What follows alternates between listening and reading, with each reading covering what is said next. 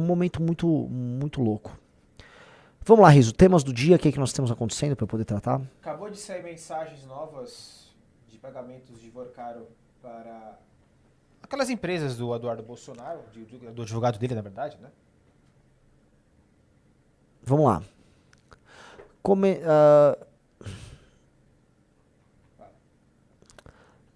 Começaram com o Intercept dizendo que não. Ah, não, eles estão falando deles próprios, né? Beleza. Planilha dos fluxos de pagamentos, tá? Funding Schedule, né? Agenda de pagamentos. De coisa de 24 milhões de dólares, é isso? Isso. Vamos lá. Tudo em tranches, né, de 2 milhões de dólares, aparentemente. 2 milhões de dólares, com certeza.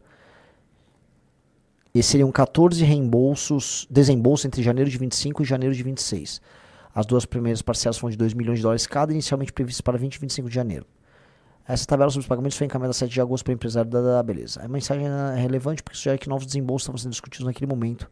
Então vamos lá. Thiago Miranda disse: 2 em atraso e está para vencer a terceira agora em agosto. Sobre esse assunto, quer que eu toque com alguém? Sobre o filme. Cara, sobre o filme, né? Eu acho muito engraçado o filme ainda colocado como se fosse a chave da relação dos dois, né? O valor completamente desproporcional. Aí o Daniel Vorcaro responde: segunda fazemos 2. Ok, te lembro, aviso pra eles. Abraço, estou por aqui monitorando essa reta final. Aí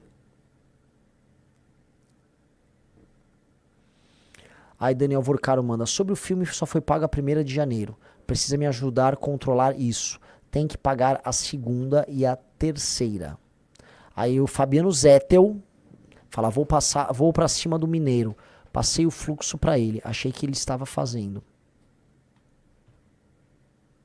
Zettel respondeu logo em seguida: vou pra cima do Mineiro. Passei o fluxo pra ele. Mas beleza. O Mineiro, estado na troca de mensagens, seria Antônio Carlos Freixo Júnior, executivo ligado à entre investimentos e participações e empresa que fez a transferência. Apesar das negativas oficiais, a mensagem indica haver uma conexão entre Vorcaro e Freixo. Em fevereiro de 25, segundo os registros obtidos pelo Intercept, Zettel perguntou se Vorcaro poderia se pedir. Beleza. Comprovante bancário detalha operação. Outro documento que chama atenção é o comprovante da primeira transferência internacional da operação, emitido pelo sistema SWIFT, utilizado por instituições financeiras para operações entre diferentes países. O registro é datado de 13 de fevereiro de 25 e confirma a remessa de 2 milhões de dólares ao Heaven Gate Development Fund LP, contado por Paulo Calisto, advogado do Eduardo Bolsonaro, que é o dono da casa, né? Então é isso, ele já tem os comprovantes, ou seja, foram depositados muitos milhões de dólares ali, pode ser. Segundo o comprovante, a operação teve como remetente, o pagamento foi processado por meio do banco BS2 e destinado a uma conta da Heaven Gate vinculada ao JP Morgan. O Estado registra que seria a primeira transferência internacional para financiar Dark Horse, demonstra... Essa história, cara, essa história não fica de pé pra mim. A história não fica de pé. Não fica de pé. Naturalmente não é um filme. Naturalmente não é um filme que eles estão bancando. Bom, coisas, né, casas aparentemente foram compradas ali, então o filme era uma desculpa. O que nós precisamos saber, eu volto a colocar, qual foi a contrapartida?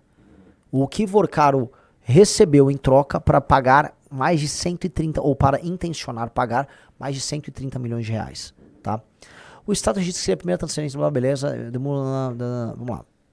Aí o Zettel avisa: filme tô tentando desde ontem, câmbio do master criando caso, já mandei 1000 documentos meus. Aí o Daniel Vorcaro: paga pra quem? Vamos fazer via entre.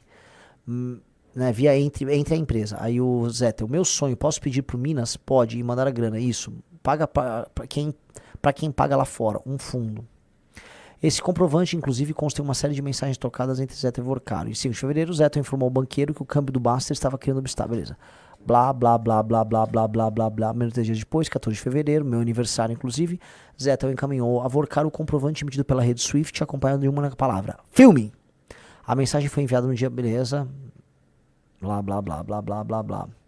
Outro lado, Intercept entrou em contato, né? Ninguém respondeu nada. Beleza. É isso, né? Dinheiro foi remetido. Eu não quero ficar fazendo reprise de programas velhos que eu faço aqui de análises renais. Mas, pô, galera, definitivamente o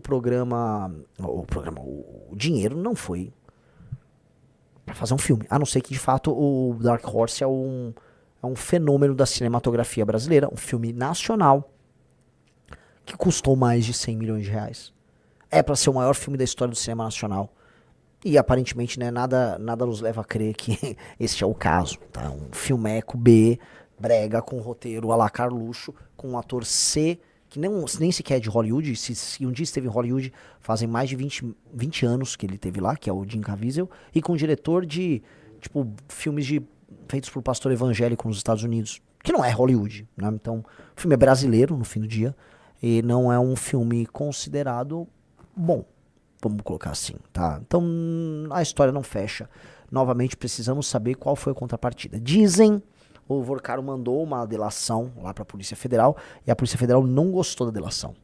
Delação que envolveria muitos figurões, naturalmente, estamos aguardando essa delação ansiosamente, mas a PF falou, isso aqui não tem nada. E na parte que aparentemente cabia ao Flávio Bolsonaro, o Vorcaro disse que não tinha nenhuma contrapartida, eu só queria dar um dinheiro pro filme. Galera, isso não existe no mercado cinematográfico. Não existe essa modalidade de dê um dinheiro aí pra fazer um filme. Toma 130 milhões porque eu sou um benemérito e quero fazer um filme. Gente, não é o caso. Ninguém, né?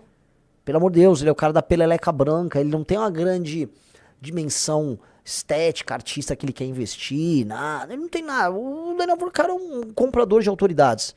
Né? Digite 1 se vocês acham que ele estava comprando autoridades, ou digite 2 se você acha que ele estava, no fim, investindo na arte, no cinema, na sétima arte. Vamos ser sinceros. Ô Rizu, você não tá conseguindo colocar o chat aqui na tela? Como não? Não, aqui não tá, né? Ah, trocou de live, esqueci. O chat também. Então, eu não acho plausível a história e acho muito ruim que o Vorcaro se sinta à vontade hoje para fazer uma delação de mentira para inglês ver, para tentar obter a sede da cadeia, tá? E dado que a Polícia Federal tá irritada, soa que, vamos dizer, os agentes políticos no judiciário, vamos colocar assim, estão todos lutando muito para que haja uma delação vazia dele e falar, pronto, ele delatou, agora solta ele, é isso aí, vai embora, Vorcaro, vai para Dubai, e ele, adeus, nunca mais falem disso. E essa história simplesmente deixa de existir, porque era um problemaço para um monte de gente. Né? Saiu o vídeo disso, Riso? Ou saiu outro tema? Saiu outro tema. Tá, deixa eu pegar aqui o outro tema. Mas assim, saiu uma nota oficial do jornal O Povo contra o meu projeto de fazer o maior presídio do mundo no Ceará. Na verdade, o projeto é mais do que isso. É um projeto sobre fazer presídios. Vamos ler a nota oficial do jornal O Povo? Vamos lá. Nossa opinião sobre o recorde que o Brasil não quer, não precisa e o Ceará não quer. A campanha pela presidência da República do Brasil em 26 sequer começou ainda, oficialmente, e já se tem a pior proposta apresentada no debate inevitável sobre a crise na segurança pública. A construção do que é anunciado como o maior presídio do mundo, com capacidade para absorver 50 mil pessoas condenadas. História que piora quando o autor sugere que seu plano é erguer a obra no estado do Ceará. Ué, por quê? Terceiro estado com pior taxa de homicídios a cada 100 mil habitantes do Brasil. O estado está sendo tomado pelo crime organizado. Se tem muito bandido lá, eu vou fazer o presídio lá. Uma ideia do pré-candidato Renan Santos, do partido Missão, que, por exemplo, representaria construir uma prisão capaz de abrigar a população total de 81% dos municípios cearenses. Um absurdo. Por que absurdo? Oi? Por que absurdo? O que tem de absurdo de fazer um presídio muito grande? Calma, o povo, que eu vou chegar ali. O povo me tratou muito bem quando eu fui lá. E quando eu sou bem tratado, eu tendo a tratar com respeito. Tá? Então eu vou tratar com muito respeito aqui. O problema do povo que tá cheio de esquerdista na redação, eles ficam horrorizados. Eu tô mutado, Riso. Tá sem áudio. Tá com áudio. Tô. Então vamos lá, vamos ler o editorial. Tem um editorial completo? Ah, não, vamos lá. Aí tem um texto, né? A sociedade cearense precisa enviar ao pré-candidato Renan Santos do Partido Missão, o pai da ideia, recados claros de que a rejeita como resposta ao crime organizado e ao avanço das facções inegável e com sinais de que aqui tem encontrado um terreno fértil. Trata-se de um projeto midiático que, sem dúvida, encontra pena em segmento de uma assustada população brasileira e até cearense, cansada de soluções velhas, ineficazes e predisposta a apoiar qualquer sugestão que pareça novidade. Construir um presídio é... Eu entendi. Eu tô um pouco confuso. Mesmo que, no caso, apenas estejamos apresentando variações radicalizadas de um modelo que já tem sido colocado em prática ano após ano, governo após governo, algo expresso no fato de termos hoje a terceira maior população carcerária do mundo, são sem contar. Portanto, não é por falta de prisão que chegamos ao quadro atual. O plano anunciado de nos escolher como sede do projeto já foi abraçado pelo pré-candidato da missão ao governo do Ceará, delegado Duda, e o equívoco do início ao fim. Cara, eles não apresentaram um argumento. O argumento é o Brasil prende demais. Não, meu amigo, o Brasil prende de menos. Pega a taxa de resolução de homicídio no Brasil, pega o número de furtos e roubos que nós temos no Brasil, pega o número, assim, é só checar Google, número de homicídios que não são resolvidos e número de bandidos que são presos por homicídio no Brasil. É humilhante. Ah, mas a gente tem uma população carcerária grande. Não, assim, olha só. O Brasil é um país muito violento, que não tem políticas sérias de combate ao crime, prende pouco demais. Porém, ele é tão, mas tão violento, que mesmo prendendo pouco demais, tem muita gente presa. O problema é que tem que prender muito mais. Muito mais. Eu tenho que aumentar as penas, eu tenho que aumentar a inteligência, e aí eu vou prender mais gente. O que você faz com essa gente? Ela vai pôr em um presídio, você não vai pôr em outro lugar. Ó, você tá preso, tá? Mas eu vou prender você e vou colocar numa escola. Onde eu vou colocar? É prosaico isso. Eles jogam esses números, né? Eles só jogam os números soltos no ar. Viu? O Brasil prende 600 e poucos mil pessoas. Prende pouco. O caso talvez é prender 1 milhão de pessoas, 800 mil pessoas. O que eu não vou deixar é prender a população brasileira nas suas próprias casas, porque vocês querem ficar pagando de sociólogo de esquerda. Olha só, irmão, cara, que absurdo. Tanta gente presa, mas os verdadeiros bandidos estão na Faria Lima. Sabe aquela conversa mole? Para, cara. Para. O Brasil prende muito pouco. E pior, depois vocês reclamam ainda que o presídio tá superlotado. Eu defendo que não tenha um presídio superlotado. Eu quero um presídio que caibam as pessoas, que elas se alimentem apenas de carboidratos, fiquem lá presas, que nunca fujam da cadeia e que passem muito tempo em cana. Capite? É isso. E como eu vou aumentar as penas, eu vou precisar de mais vagas no presídio. Porque com o aumento de penas, os caras vão ficar mais tempo na cadeia. Portanto, né, as cadeias atuais não vão suportar isso. Capite? Entendeu, amigo? Vocês não estão falando nada com nada. Nada com nada. E me espanta um jornal. O Povo solta um troço ginasial de aluno, nem assim, vamos dar o benefício aqui, de aluno de primeiro ano de direito. Oh, estão prendendo mais. É esse discurso bobo, infantilizado, ridículo. Bacharel de direito. Ah, olha só, olha, vamos soltar porque o verdadeiro bandido tá em Brasília. Também tá em Brasília, eu também quero prender ele. Quero cadeia pra geral. Agora é um país da impunidade. Conversa mole. Tá? Esse aqui é o editorial? Aí é o texto, né? E sabe, é tão humilhante, que agora há pouco, né, eu gravei o vídeo, vocês tiraram o print, né, mandaram o print lá pra colocar no vídeo. Sim. A capa desse site do Povo era só sobre casos de violência no Ceará, casos de homicídio, casos que envolvem crime organizado, ou seja, casos que envolvem prender gente. É que já não tá mais aí, né? Mas enfim, tá tudo bem. A gente tem os prints pro vídeo. Então, é uma vergonha. É uma vergonha. Assim, o que o jornal O Povo tá fazendo é assim, eu vou turbinar a campanha do Renan. Porque é isso que eles estão fazendo. Eu já gravei um vídeo, o vídeo vai bombar, o jornal O Povo. Eu vou ficar mais conhecido no Ceará, porque vocês me deram um presente. E eu não queria de vocês um presente. Eu não quero lacrar pra cima de vocês. Vocês me trataram muito bem quando eu fui aí. Portanto, eu não tô afim de lacrar, eu não tô afim de humilhar o jornalista ou os editorialistas que fizeram esse texto lamentável. Agora, eu acho que vocês fazem um desserviço muito, muito grande à população do Ceará. O governo do Ceará, tocado por essa bosta desse PT, é um governo que é leniente com o avanço do crime organizado no Ceará. Todo mundo sabe que o crime organizado tá tomando cidade por cidade, bairro a bairro, a periferia toda de Fortaleza tá tomada. Teve festa e jogo de futebol e churrasco entre duas facções celebrando a paz. Eu fui aí em Fortaleza, fui nos bairros onde já tem as pichações, aqui é Comando Vermelho, aqui é uma outra facção.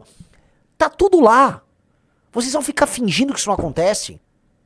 O presídio vai se chamar Antônia Ione Rodrigues da Silva porque a coisa chegou num cúmulo em que uma cozinheira de uma escola foi morta pelo Comando Vermelho por se negar a envenenar a comida dos policiais. Aí é absurdo a minha proposta de fazer um presídio com o nome dela. Vai ter presídio com o nome dela aí no Ceará sim, porque tem que ser vencida uma guerra aí no Ceará. E os bandidos do Ceará vão se lembrar que na terra do Ceará, bandido é tratado como bandido. Que nós vamos passar a rapa nesses caras. E fique tranquilo que antes de mandar pra esse mega presídio que eu vou fazer, muitos irão morrer em combate. Porque eles são burros e eles são violentos a ponto de querer buscar o confronto físico com a polícia. E a polícia do Ceará, de maneira honrada, vai passar a rapa numa galera. Então fica tranquilo, vai ser menor o presídio do que vocês imaginam. Uma boa parte dessa turma, ó, vai dessa pra uma melhor. Que conversa, Jornal do Povo. Que conversa mole. Olha o desserviço. Quantos brasileiros morrem todos os anos vítimas da violência? Só esse ano será pelo menos 40 mil pessoas. 40 mil pessoas. Então, se prender é trazer o senso de justiça. Se prender é evitar que o bandido volte a cometer o crime, que prenda 1 milhão. Que prenda 1,5 milhão. Tem pouco presídio, o Brasil prende pouco demais. Um dia eu espero, com as leis que nós vamos passar e com a destruição do crime organizado, que aí o Brasil se torne seguro e esses presídios se tornem obsoletos. Eu quero viver um dia em que esses presídios se ficarão obsoletos. Mas esse dia não chegou. Amigos do Jornal do Povo, este dia não chegou. Antes eu vou ter que parar de fugir do problema igual o Brasil foge, igual os chefes de Estado do Brasil fogem, e eu vou prender esses vagabundos, prender aos montes. Entendeu? Ah, um dia, Renan, transforme, né? Vá no presídio lá no Ceará e crie um jardim suspenso. Coloque flores e bibliotecas. Coloque bichinhos caramelizados. Esse dia acontecerá daqui 50 anos após os caras cumprirem as penas deles e tal. Este dia chegará. Por nossa culpa. Porque nós vamos trabalhar para que esse dia chegue. E não vamos ficar deixando as pessoas morrerem. Até lá, uma boa cela. Uma comida lá, bem simples, um arroz com macarrão, tá? Nenhum tipo de regalia, trabalho e só. Zero visita íntima. Se vai visitar um advogado de alguém, tudo vai ser gravado pela polícia. É assim que as coisas serão no governo nosso. Ponto. Encarceramento em massa já. Eu quero encarcerar em massa. Não é essa a função? Eu vou encarcerar em massa. Parem com esta loucura agora. Jornal O Povo, família que administra o Jornal O Povo, demitam os editorialistas malucos que estão sabotando vocês. Demitam as pessoas que trabalham com ideias muito distantes da cabeça do povo. O povo está sendo roubado, o povo está sendo morto, pessoas inocentes são mortas aí. Parem de achar que qualquer coisa que não seja um enfrentamento é a resposta. Até porque o povo do Ceará, de maneira muito errada, elegeu gente leniente com o crime por vários governos aí. E esses caras lenientes com o crime, a turma do Camilo Santana, a turma do atual governador do Eumano, essa turma fez as políticas alternativas. E sabe o que deu as políticas alternativas? Crime. Aumentou o crime. Crime organizado avançou no Ceará. Então pare de mentir para as pessoas. Que isso? Que isso? Essa conversa mole já não funciona. Isso aqui enganava as pessoas quando isso ficava aparecendo na TV. Aí vem aquelas campanhas: sou da paz. Ai, não quero brigar não, hein? Ó, com o bandido eu quero paz. Pra que essa matança com o bandido? Aí você é assaltado. Ai, não, mas olha só, a gente vai o quê? A gente vai matar o bandido, vai prender ele. É isso. Assim, parem com esta merda. De coração. Jornal O Povo, vocês me trataram bem quando fui aí, tive espaço. E trato vocês com respeito. Agora, vocês estão com papo de Loki. Papo de doidão. Tá? Papo de doidão.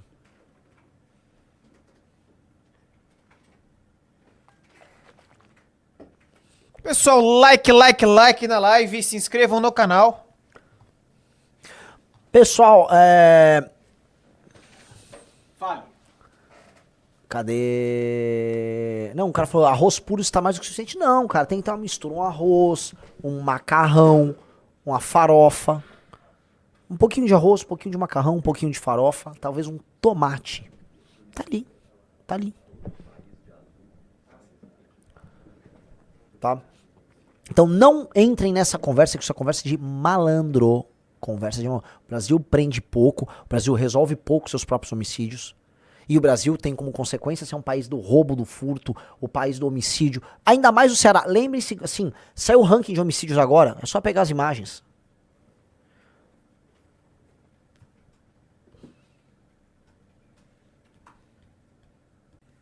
A tapa do nosso chat mais chat do Brasil.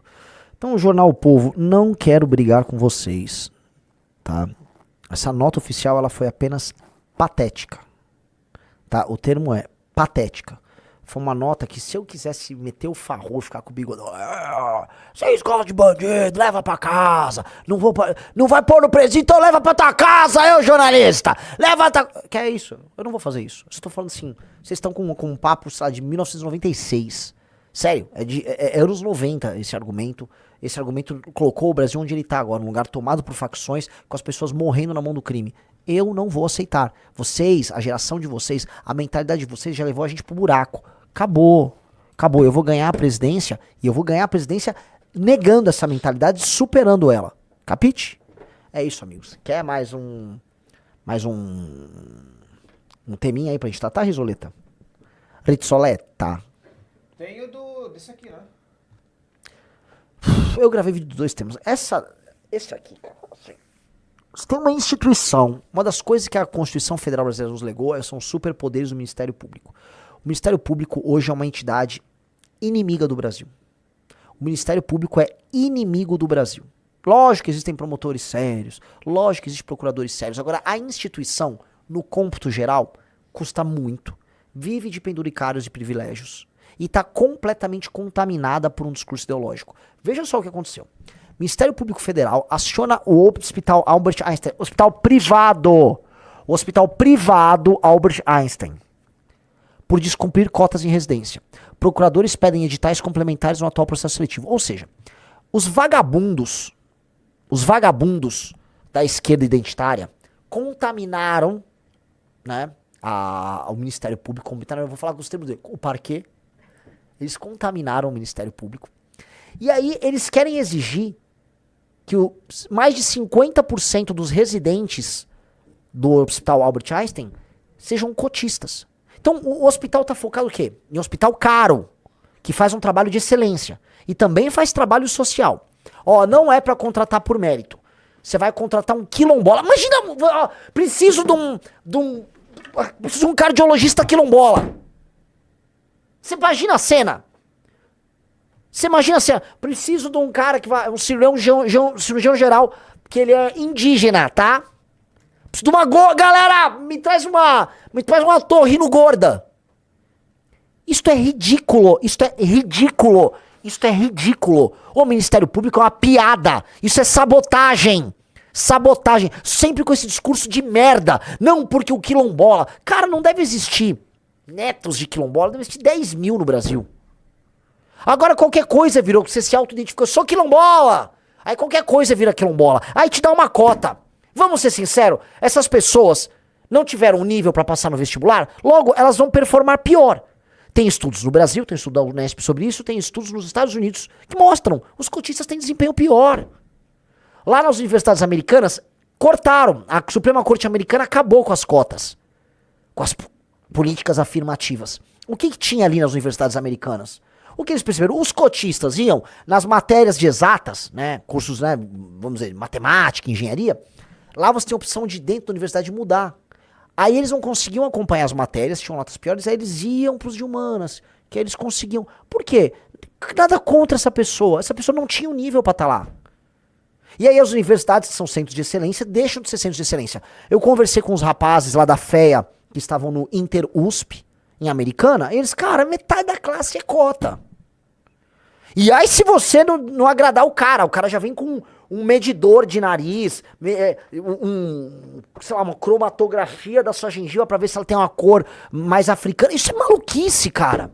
Essa gente é doente. E aí a gente pega um bando de doentes tarados ideológicos e dá posição de poder pros caras do Ministério Público, no Judiciário, na universidade. E os jornalistas, não, olha só, agora tem um médico quilombola. Ninguém ali é quilombola, o seu imbecil. Que loucura é isso, cara?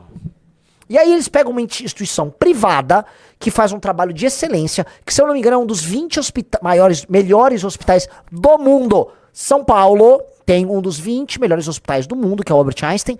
E aí, não é pra ser bom, é pra ter quilombola. Mas que maluquice, cara! Vamos lá. O descumprimento da política de cotas nos programas de residência médica levou o Ministério Público Federal a entrar com uma ação civil pública para que o Hospital Albert Einstein de São Paulo implemente a política de ações afirmativas. Os procuradores pedem a abertura de editais complementares ainda no atual processo seletivo, com geração de vagas para candidatos com deficiência, negros, indígenas, quilombolas e pessoas trans, conforme os percentuais definidos pelas normas. Vai tomar no cu! Vai pro inferno, filho da puta! Desculpa o termo, tô com o advogado, velho. Vai tomar no cu. Que foi, Riso? Não, só desse áudio rapidinho. Que maluquice é essa? Que maluquice é essa? É um hospital, galera. Se a pessoa tá indo pro hospital, ela quer resolver um problema de saúde dela, a vida dela tem risco. Você não tem que fazer ação afirmativa com o pâncreas de alguém, seu vagabundo. Coisa de vagabundo. Ó, não, vou fazer uma cirurgia, mas fique tranquilo, tá? É um quilombola que vai abrir seu coração. Qual é, cara? Que coisa de maluco. Que gente doente, perturbada. Cara, assim, time de campanha, nós temos que derrubar, a presidência da república tem que derrubar isso. Isso é insanidade, isso é maluquice, isso é coisa de doido, isso é coisa de Loki. E eu não tô lacrando nisso. Porque assim, a direita... Cara, quer ser trans, seja feliz. Só não enche o saco dos outros. Não obrigue uma pessoa a te contratar por conta de uma escolha que você fez. Ah, o sujeito inventou que é um quilombola, o outro é um quilombola. Não, você vai ter que ser contratado. Olha que loucura, cara. Olha que loucura. E tá em todas as coisas. Por exemplo, na Ancine, pra você fazer um filme, não, você tem que ter um dirigente da produtora que é um índio. Aí os caras têm que botar um laranja indígena pra poder trabalhar. Porque os caras têm que criar um mundo artificial em que o índio, não sei o que, tá lá naquelas posições, enquanto outras pessoas estão fazendo trabalho real. Você só tá aumentando o custo porque algum burocrata retardado quer fazer média e fazer, olha só. Pô, isso é sacanagem. Isso é sacanagem. Vagabundagem. Não tem outra palavra, isso é só sacanagem.